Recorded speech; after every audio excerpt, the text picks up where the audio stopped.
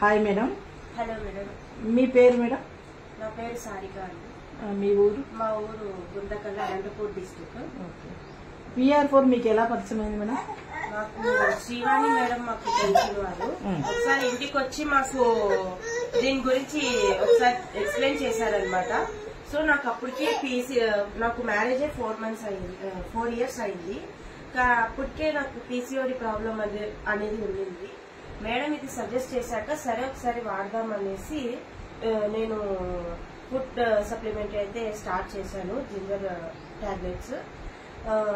నేను 5 months అయింది వాడబట్టి. అప్పటికి 5 months వాడాక నాకు డౌట్ వచ్చి ఒకసారి హాస్పిటల్కి వెళ్ళానండి. నాకు పీరియడ్స్ మిస్ అవ్వడం వల్ల డౌట్ వచ్చి హాస్పిటల్కి వెళ్ళాను.